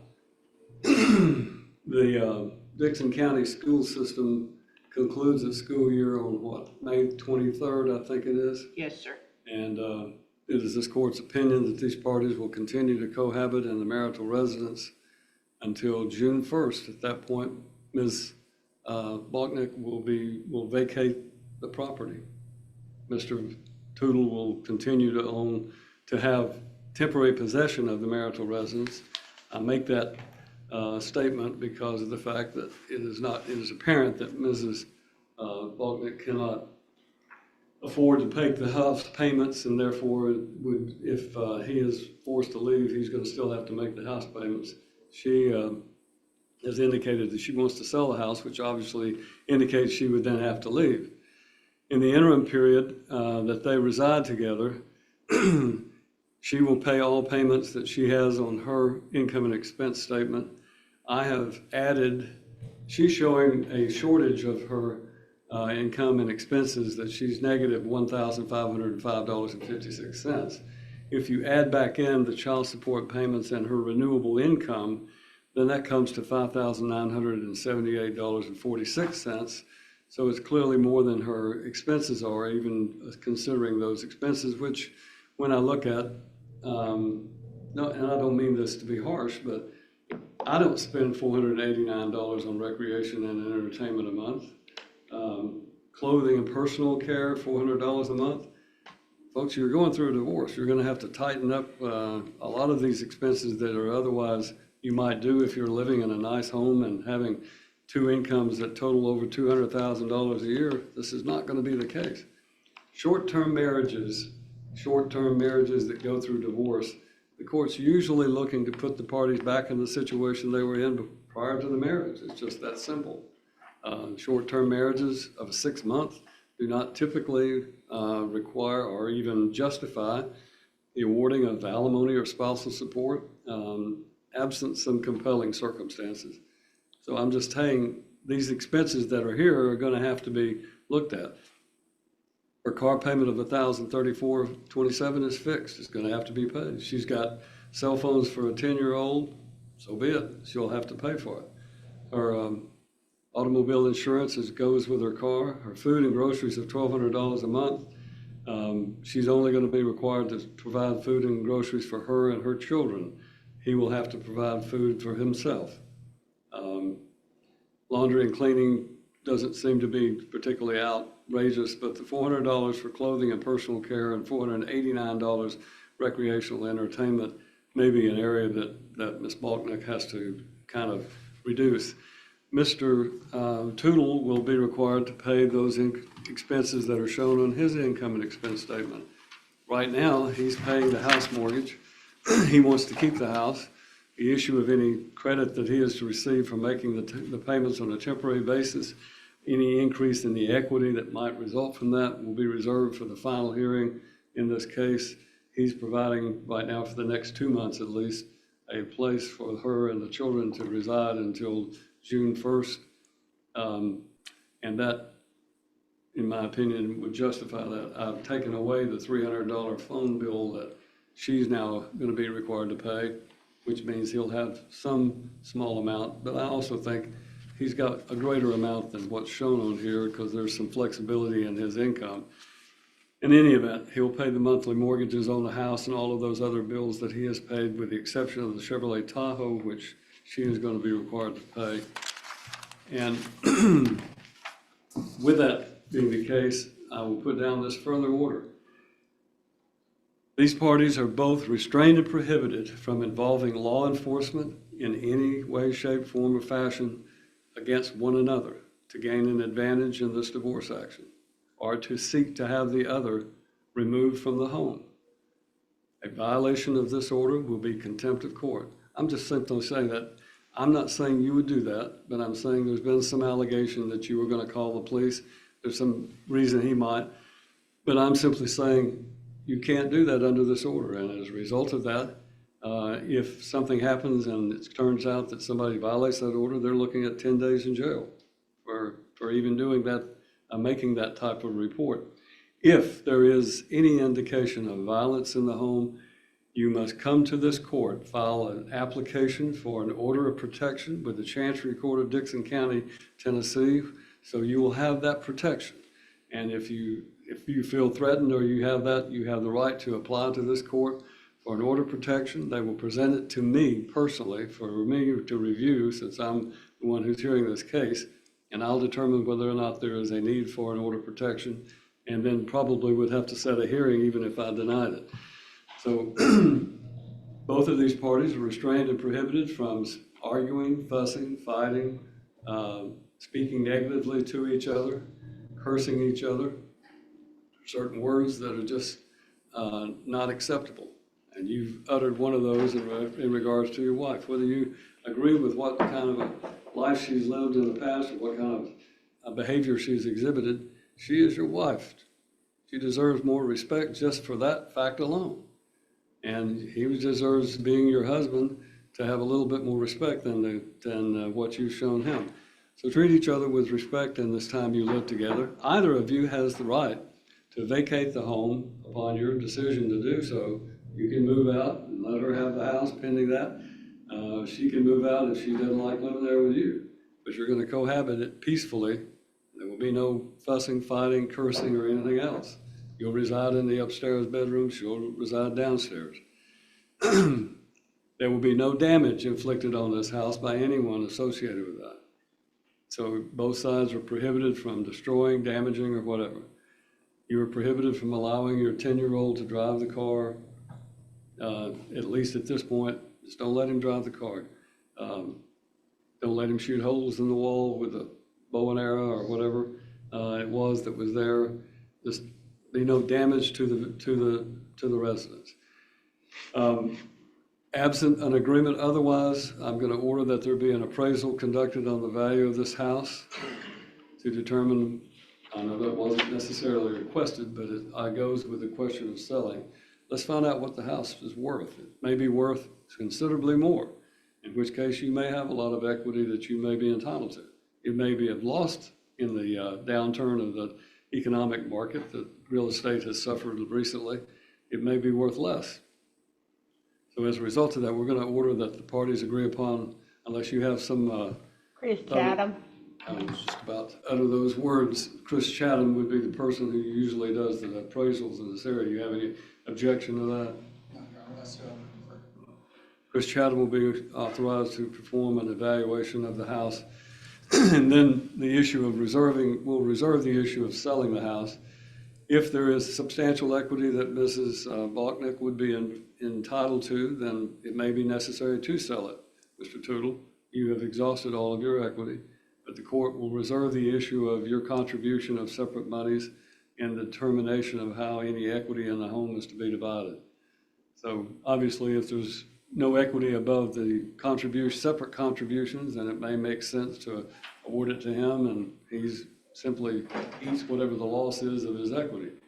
But otherwise, that's the order of the court.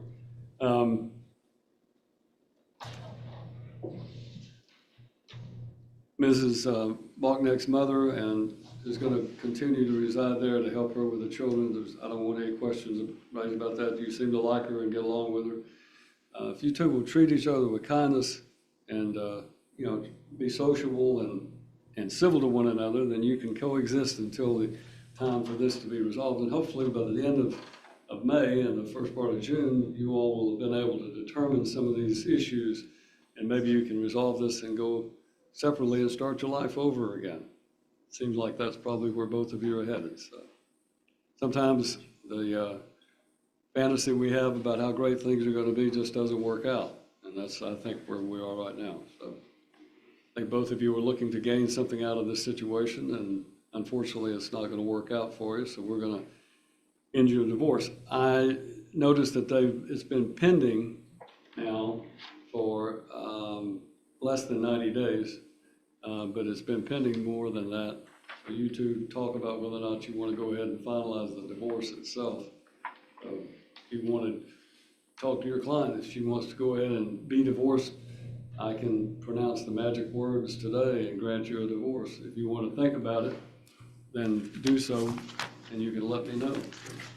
We would prefer that, Your Honor, so that any rights of I'm not going to do inheritance. it unless both sides, since it wasn't requested and it's not a final hearing, the only way I'll do it is if both sides desire to have the marriage terminated. The advantage to it is is that it fixes the date of the marriage so that we know what the contributions are to each other. But it may be that Mr. Odell and his client don't want to do that. Y'all talk about it, and you can always let me know before today is over Thank what you. you want to do. All right. Thank you, Your Honor. Mr. Roberts will draw the order and submit it to Mr. Odell for his approval. Stuff was they had started on the hearing.